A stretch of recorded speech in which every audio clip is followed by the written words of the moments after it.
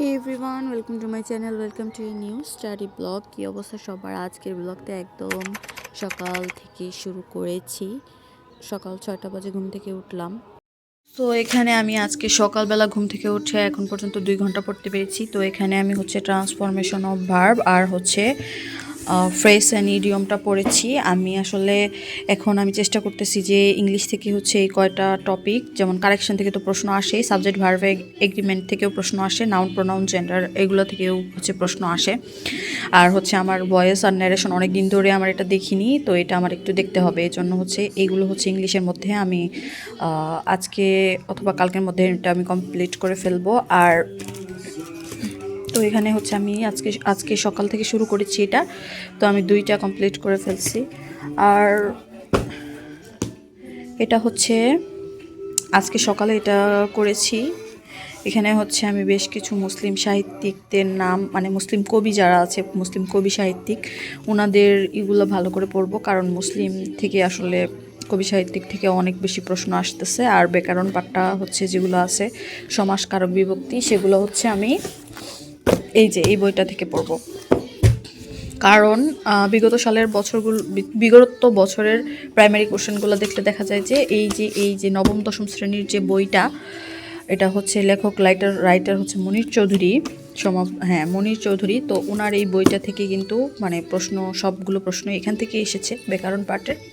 তো আমি এখান থেকে সমাস কারক বিভক্তি এগুলো পড়ব।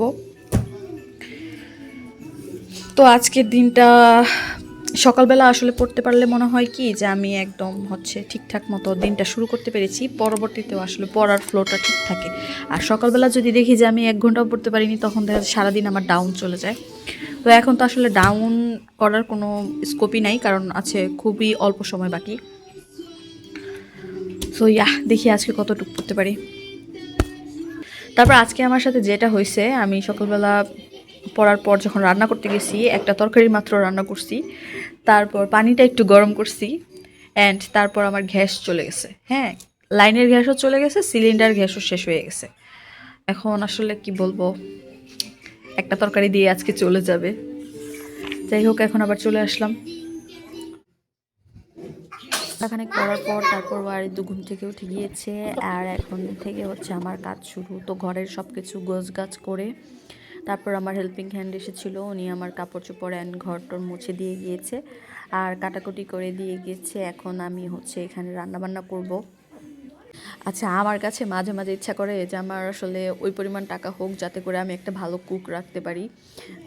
মাঝে মাঝে আসলে আমার রান্না করতে একদমই ইচ্ছা করে না, বাট আমার হেল্পিং হ্যান্ড মাশাল্লাহ উনি আমার বাসায় অনেক দিন যাবৎ কাজ করতেছে, অলমোস্ট 3 বছর। তারপর মাঝখানে উনি চলে গিয়েছিল, বাট উনি আবার এসেছে। মাঝখানে উনি অনেক অসুস্থ হয়ে গিয়েছিল, যার কারণে উনি করতে পারেনি। দেন উনি আবার আসছে। উনি অনেক ভালো রান্না করতে পারে। আর আমি যেটা দেখলাম যে বরিশাল যাদের বাসা, বরিশালের মানুষদের রান্নাবান্না একটু ভালো হয়। যাই হোক, তারপর এখানে আমি কাজ করতেছিলাম। আচ্ছা, এরকম স্পিড ফাস্ট দিয়ে রাখলে এইটা দেখতে অনেক বেশি ভালো লাগে, মনে হয় যে ও কত তাড়াতাড়ি কাজগুলো শেষ হয়ে গেছে। বাট শীতের দিনে ঠান্ডা পানি ধরে কাজ করাটা আসলে অনেক কষ্টসাধ্য। আসলে আমার মাঝে মাঝে মনে হয় যে যারা গ্রামের দিকে কাজ করে, সকালবেলা উঠে চুলায় রান্না করে, তাদের কতই না কষ্ট হয়। আমি সবসময় এটা ফিল করি, কারণ ঘরের ভেতরে থাকা যাচ্ছে না, এত পরিমাণ শীত এখন।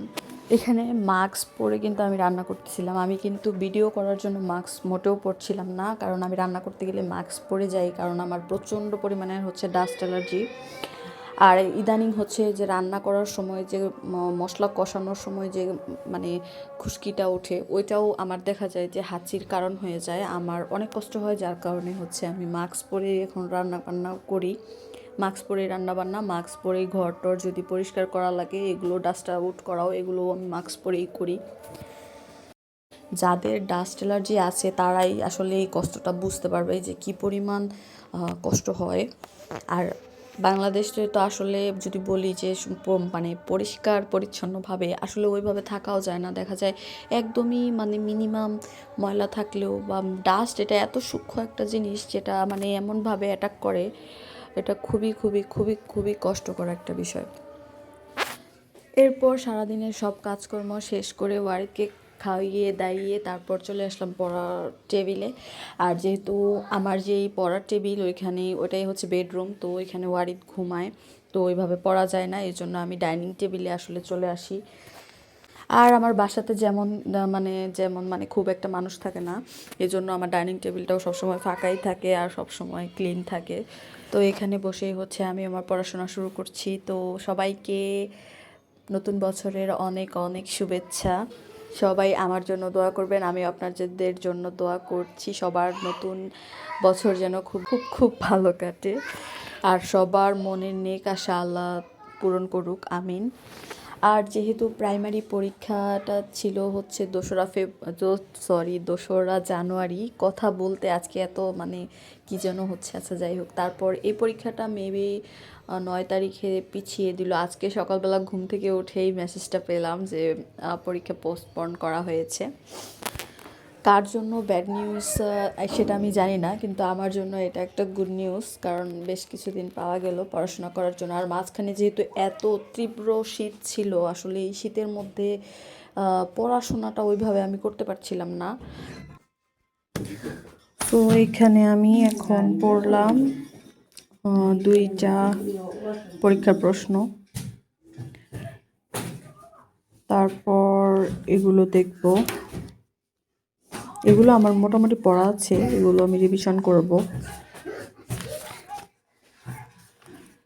কারণ এই পরীক্ষাগুলো আমি দিয়েছিলাম। এনএসআই পরীক্ষা, পল্লী দারিদ্র বিমোচন ফাউন্ডেশন, এই পরীক্ষাগুলো আমি দিয়েছিলাম।